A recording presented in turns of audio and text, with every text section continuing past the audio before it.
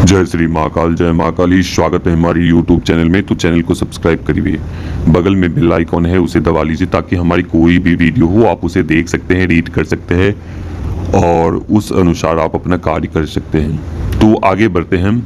आज हम एक और कमेंट में जैसे ठीक है, तो आगे बढ़ते हैं। आज हम एक ऐसा बरगद का पेड़,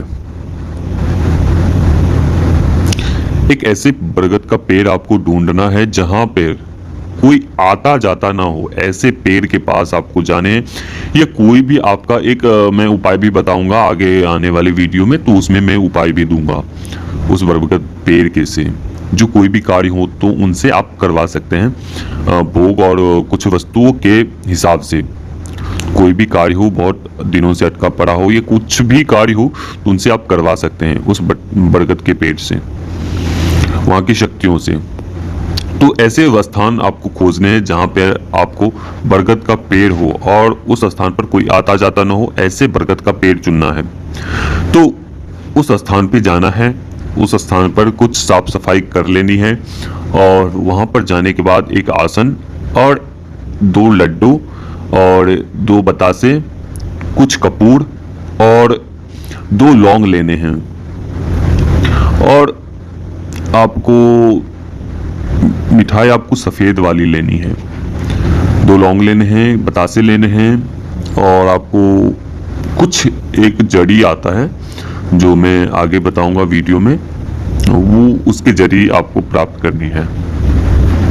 2 प्रकार की जड़ी होती है, उसको आपको मिक्स करके और एक धागे, मौली व या कुछ ऐसे वस्तु होते हैं उसे बांध कर उस दोनों को एक दूसरे में मिलाकर और उसे बंधन कर देना होता है, बांध देना होता है मंत्रों के द्वारा। तो और दूसरा एक खपटा लेना है, खपटा जिसमें आप मिट्टी का वो दिए जैसा होता है ना, वैसा आपको खपटा लेना है। और जैसे मिट्टी के ढक्कन होते हैं ना, वैसे ही एक खपटा जैसा होता है वो आपको लेनी है। उसमें आपको मिठाई और आपको बतासे और वह जड़ी रखनी है उसमें। और आपको बतासे, लौंग और कपूर वो आपको अलग रखनी है, नीचे में आपको रखनी है, भूमि के ऊपर रखनी है। ठीक है, तो आगे बढ़ते हम साधना की ओर आगे बढ़ते हैं। यह एक पिशाच की साधना है, बहुत ही ताकतवर पिशाच है ये। अगर यह पिशाच किसी के ऊपर भेज दिया जाए तो वो अपना कार्य करके ही लौटते हैं, चाहे वो किसी भी प्रकार का कार्य हो। यह पिशाच आपके धन के बारे में बताता है, किसी के बारे में भी बताता है, कोई व्यक्ति क्या खा के आया है, क्या मतलब कि वो हर एक चीज बातें बताती है।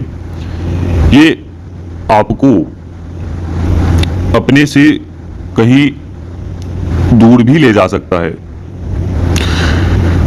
पर जिसे कह सकते हैं हम आप की अंतर ध्यान होना, तो उस अवस्था में भी ले जा सकता है। अनेक प्रकार के देवी देवता की भी वो छवि दिखा सकता है। ऐसी शक्ति सिद्ध स्थान के वह दर्शन भी करवा सकता है। बैठे बैठे कोई भी व्यक्ति के पास आप पहुंच सकते हैं इस शक्ति के माध्यम से, इस पिशाच के माध्यम से। तो सबसे पहली बात तो यह पिशाच सबसे ज्यादा ताकतवर, किसी के बारे में भूत भविष्य वर्तमान बहुत अच्छे से बताता है। दूसरा, भूत वर्तमान के साथ साथ यह पिशाच काम भी करता है, चाहे वो वशीकरण का हो, चाहे वो मारन का हो, चाहे वो किसी भी प्रकार का हो, वह यह दोनों ही तरीके से कार्य करता है, चाहे वो वशीकरण का हो, चाहे वो किसी भी प्रकार का हो। ठीक है, तो करना क्या है कि आसन वगैरह लेना है, वहां पे जानी है। जाने के बाद आपको एक जल का पात्र लेना है, एक दीपक लेनी है, जो मैंने सामग्री पीछे बताया है वो सब कुछ आपको इकट्ठा करके और उस स्थान पर जाना है। देखिए, हमारी साधनाओं में विशेष प्रकार की सामग्री नहीं होती है जो ना मिले, बहुत ही मामूली सी सामग्री होती है। विधान बहुत बड़े बड़े हैं और ऐसे साधक भी नहीं कर पाते हैं। तो विधान तो बहुत लंबे चौड़े हैं और सामग्री भी बहुत लंबी चौड़ी है। एक कुछ सामग्री कुछ ऐसे होते हैं कि बहुत महंगे महंगे बिकते हैं, लेकिन सभी साधक के पास वो अवस्था नहीं होती है कि वो उस सामग्री को खरीद पाए, उस तंत्र के सामग्री को ले पाए और वो अपनी साधना को संपन्न कर पाए। तो उनके लिए एक विशेष तरीका होता है और उसका एक छोटा सा उपाय होता है, तरीका होता है, तो उस हिसाब से मैं बताता हूँ और मैं उसी प्रकार की साधनाएं देता हूँ जिसमें आपको कम सामग्री में और जल्दी सिद्धि प्राप्ति हो। यह साधना मात्र और मात्र 11 दिनों की साधना है। आने वाले नवरात्रि में इसकी साधना आप कर सकते हो। जब यह पिशाच सिद्ध होते हैं तो आपको कोई भी तांत्रिक, कोई भी व्यक्ति से डरना नहीं होता है। यह पिशाच जिस कार्य के लिए भेज दिया जाए, जिसके ऊपर भी, वह कार्य करता ही करता है। मैंने इस पिशाच का एक कार्य देखा।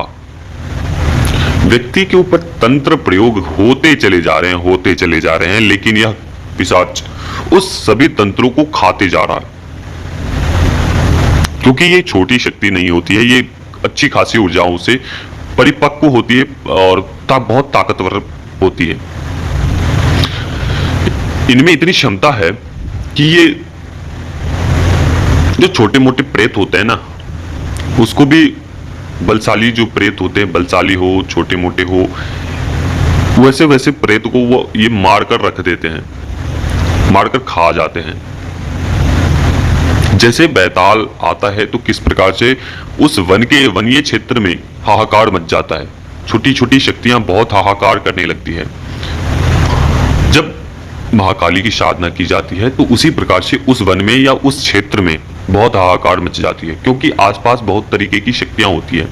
क्योंकि जब वह बड़ी शक्तियां आती है ना, तो आसपास की शक्तियों को जो सामने आता है उसे मारती हुई, काटती हुई, खाती हुई, पीटती हुई वो किनारे करते हुए अपने साधक के समक्ष आ जाते हैं और कहती है कि किस लिए मुझे बुलाया है। तो इस समय साधक ऐसे योग्यवान होना चाहिए कि वो डरे नहीं, सहमे नहीं, डटा रहे, किसी भी स्थिति में वह डटा रहे। तो डरने का मतलब ये नहीं है कि आप साधना छोड़कर भाग जाओ, डरो, लेकिन उसका भी एक तरीका होता है। डरना नहीं होता है। अपने साधक को कोई भी शक्ति नुकसान नहीं पहुंचाती है, क्योंकि उसे भी मुक्त होने के लिए साधक के कार्य में लगने होते हैं। जब व्यक्ति के कार्य करेंगे तो उन्हें भी पुण्य की प्राप्ति होगी। कोई भी व्यक्ति जब मरता है तो अपने साथ कुछ धन नहीं ले जाता है, अपने साथ कोई जमीन, वस्तु, सोने, चांदी, गहना, फैक्ट्री, मकान, हीरे, ज्वेलर आदि कुछ नहीं ले जाते हैं। उसके साथ कर्म जाते हैं, उसके साथ पुण्य जाते हैं। तो उसी पुण्य के अनुसार उसको फल की प्राप्ति होती है, उस योनि की प्राप्ति होती है। तो जब उस योनि में जाता है तो अच्छे कार्य करना चाहिए, चाहे किसी भी योनि में, चाहे वो कोई भी व्यक्ति हो, चाहे वो मानव योनि को प्राप्त हो, चाहे वो प्रेत योनि की प्राप्ति हो या पिशाच योनि की प्राप्ति हो। तो जब वह अच्छे कर्म करेगा तो अच्छे योनि में जाएगा और अच्छे योनि में जाने के बाद वो अपना कार्य कर सकेगा। तो मैं पिशाच योनि की बात कर रहा हूँ, तो इनकी साधना किस प्रकार से करनी है वो मैं बता रहा हूँ। तो वो सब आपको करना है और इस साधना को केवल 11 दिन करने हैं। 11 दिनों के बाद से जब आप यह साधना करेंगे तो वहाँ पे आपको जो प्रक्रिया बताई है, जो अन्य वीडियो में भी बताया गया है कि आप जब भी प्रवेश करें, हमारी साधना 3 जगहों पे आप कर सकते हैं। चाहे आप खंडर में, जंगल में, शमशान में, ये 3 जगहों पर कभी भी कर सकते हैं। तो ये आपके ऊपर निर्भर करता है कि आप कहाँ सेटिस्फाइड हो सकते हैं, कहाँ आप कर सकते हैं। तो वैसे स्थान की चुनाव आपको करनी है।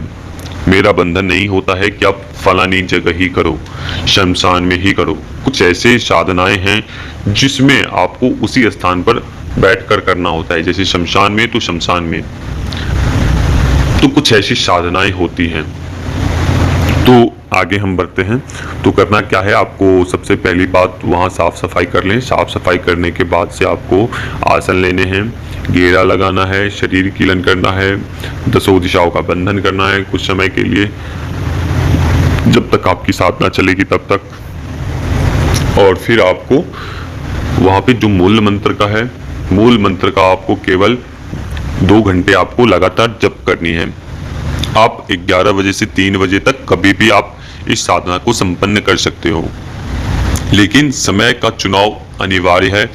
अगर आपने 10 बजे बैठा है तो 10 बजे ही बैठना है, दूसरे दिन तीसरे दिन 5 मिनट 6 मिनट का कोई अंतर नहीं होता है, लेकिन कोशिश करें कि प्रत्येक दिन उसी समय में बैठें। इस साधना को आप 11 बजे के बाद ही करें तो उचित रहेगा। तो इसी प्रकार से आपको करना है 11 दिनों तक। पहले दिन, दूसरे दिन, चौथे दिन से इसमें आपको अनुभव होना शुरू हो जाएंगे। मंत्र आपको 2 घंटे केवल पढ़ने हैं। इसमें कोई माला का विधान नहीं है, ना ही कुछ है। केवल 2 घंटे आपको मंत्र जप करने हैं, और जब वो पूर्ण हो जाए तो उन्हें क्षमा मांगकर उठ जाइए और फिर अपने स्थान को चले जाइए। उस वस्तु को उसी पेड़ के किनारे ऊपर वाली साइड पर रख देना है उठाकर। फिर दूसरे दिन आना है। दूसरे दिन आकर अच्छे तरीके से जो जैसे प्रक्रिया बताई जाएगी उस प्रकार से करना है। जब चौथे दिन होंगे तो आपको अनुभव होंगे कि कुछ हमारे आसपास गुजर रहा है। 5वें दिन, 6ठे दिन, 7वें दिन और 8वें दिन धुएं की आकृति में दिखना शुरू हो जाएगा, लेकिन बातें वगैरह नहीं होंगी। 9वें दिन कुछ गुर्राने की आवाज सुनाई देंगे। 10वें दिन भयावह स्थिति हो सकती है, और ऐसा नहीं है कि सभी साधक के साथ भयावह स्थिति होती है। बहुत साधक ऐसे हैं कि उनको कुछ अनुभव नहीं होते हैं, जैसे कि भयावह स्थिति का। सीधी शक्ति सामने दिखती है और उनसे सीधे सीधे वचन ले लेते हैं वो। तो आपको भयभीत नहीं होना है। 9वें दिन, 10वें दिन और 11वें दिन वो 100% आपके सामने खड़ा होगा और आपसे बात करेगा कि आपने क्यों मुझे बुलाया है, तुमने क्यों मुझे बुलाया है। तो यही बहुत बड़ा साधक के लिए समय होता है। अगर उस समय को आप खो देते हो, डर जाते हो, तो फिर कोई कुछ नहीं कर सकता है। तो